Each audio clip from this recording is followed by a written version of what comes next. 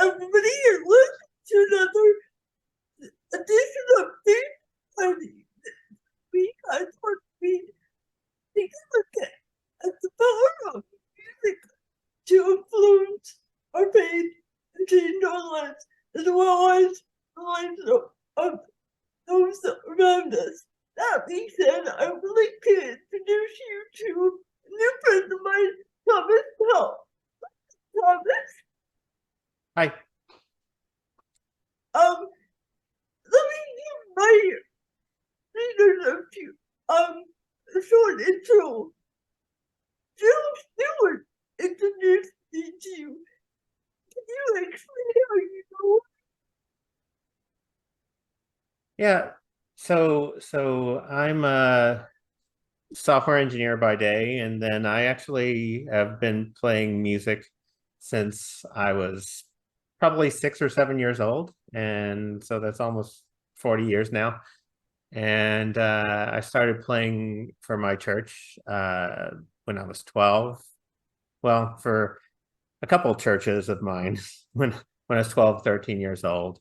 And for a while, got did it This is a did that. reminder. Halo expired. Sorry, that was my Alexa. It goes off when you least expect it. Yep. This is a I reminder. Halo expired. my watch does that. Okay, I think it's done. Okay. So when I was younger, I spent a lot of time working, like doing accompanying musicals, and then I would do several church services on the weekend and stuff. And obviously, like as I got older with family, definitely do quite a bit less of that. So, but I mean, I still like to stay in and play music as much as I get a chance to, at least. Growing up, how was your relationship with God? So I was raised Catholic from you call it cradle Catholic, right? And so went to Catholic schools and all of that, and so I kind of started out with like into all the rituals and stuff like that, and then I would say after that I worked for some Franciscan priests that were very much had service and community mindsets, and that gave me a different perspective on my relationship. And so it was actually in some ways very challenging, because it was way more personal and compassionate mindset than I had before, and being young when I was exposed to that, it was very much learning new ways to look at the world. Was there a pivotal moment when that changed for you? How? Yeah, and that's when I worked for a church run by the Franciscans, and actually was in a poorer area of town as well. That the people there had a very different relationship with God and their faith, and so it wasn't. I think too often there's a lot of going through the motions, just because yes, you're thankful for what you have and all that, but you don't have a deep appreciation for what you have. And I think having that new perspective, like working to serve people that were in a different place, was very enlightening. And I mean, I think I probably got the most joy out of that because I think we appreciated each other way more, and I think it's that sense of community that like truly like the church is the people, and then that is like body of Christ. How did you like? I read your resume, and it sounded like you've been involved in music all your life. How did you first discover your passion for music? Well, I don't even know that I ever was not aware of it. Like I joined my mom at church in the choir when I was 5 years old, and I sang with the choir, and it was really like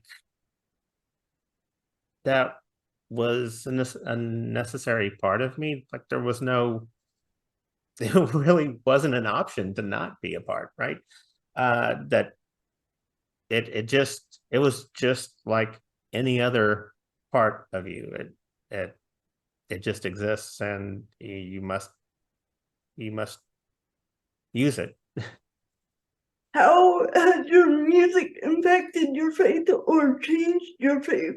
Or how has it evolved over the years?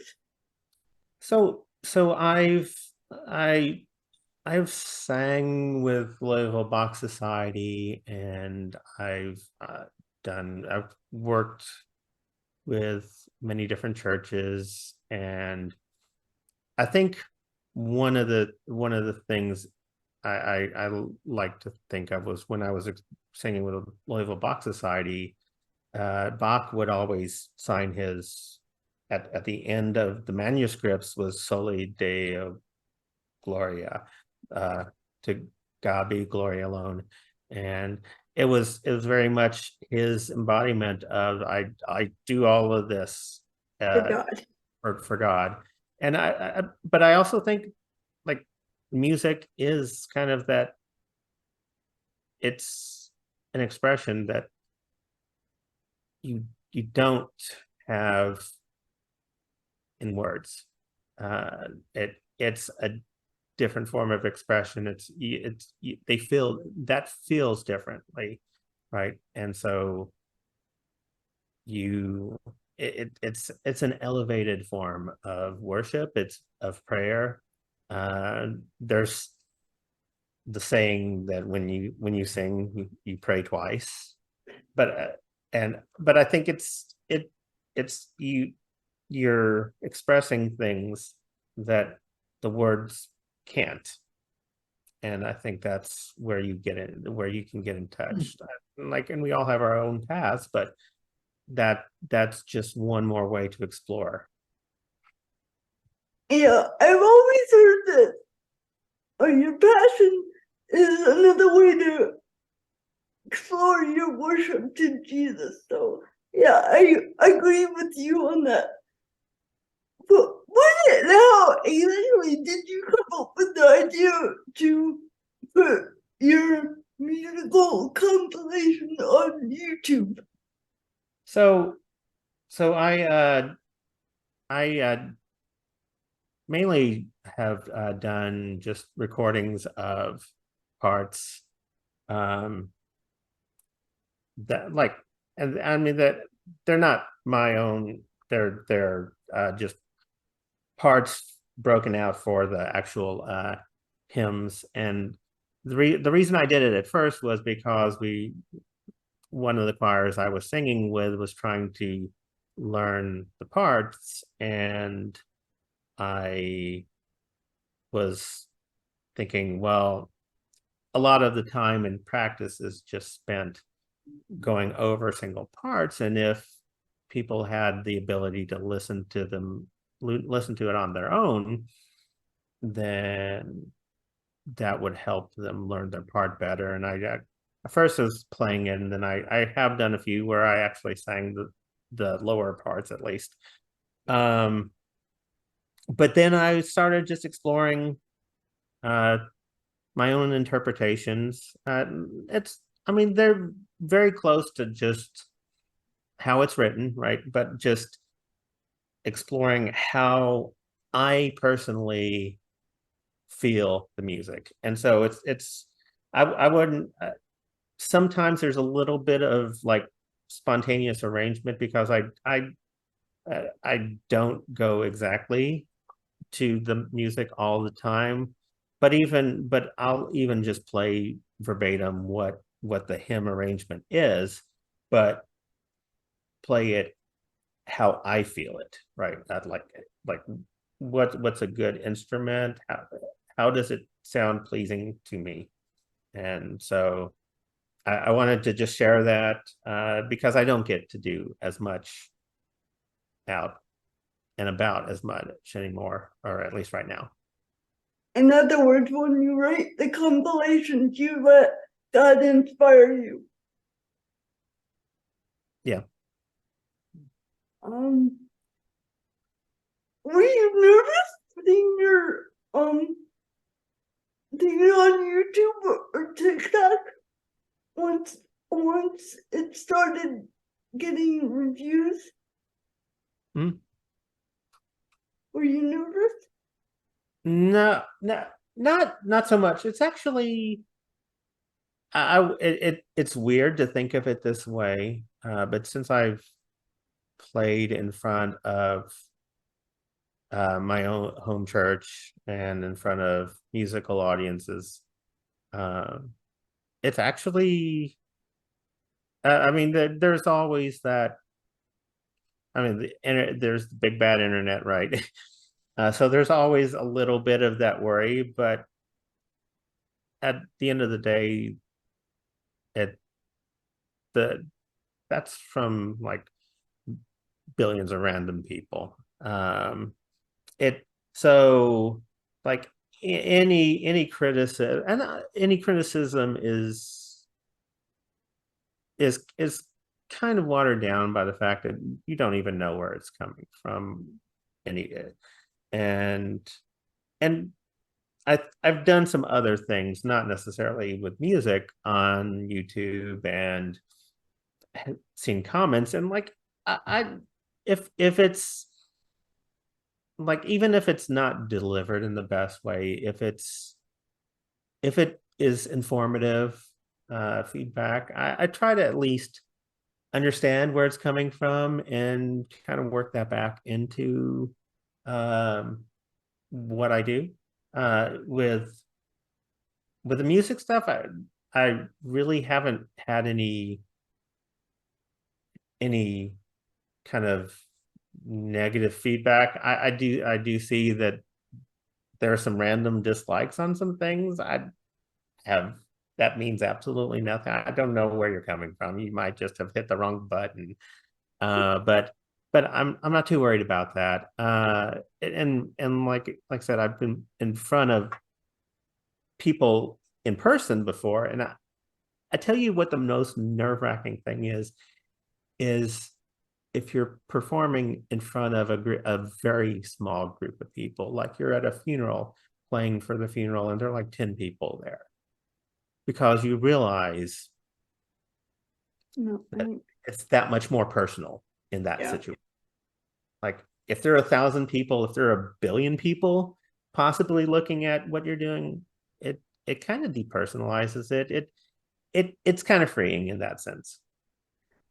You said you have done other instruments as well as the piano. What other instruments have you done? Well, when I was in high school, I started with clarinet. That was my first non, like, other than voice, my first non piano instrument. I played around with my mom's guitar, and I actually have a couple here. And then I played trumpet later in high school, and I still have a trumpet from those days, and I actually have a clarinet that I don't play that often. And then I actually, for a couple of Christmases ago, got a bass guitar, and I learned a few songs on that, and I try to pick that up every once in a while just because it's a different perspective. So what other instruments have you used for TikTok or whatever? I have not.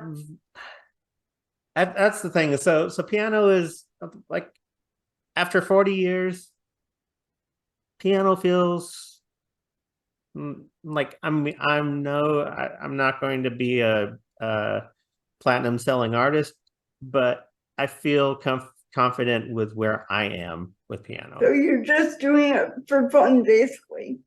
Yeah, and but I have my skill, and there's a certain level, right?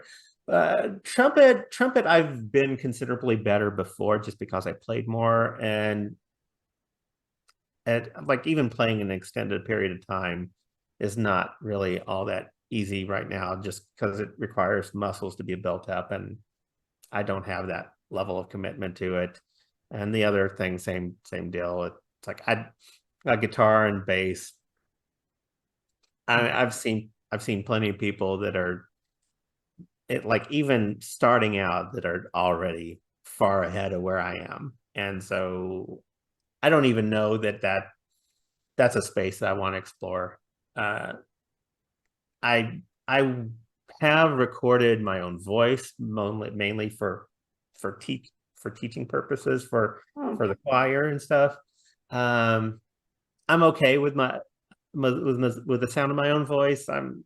I wouldn't say that I'm like would put it up on a Platform.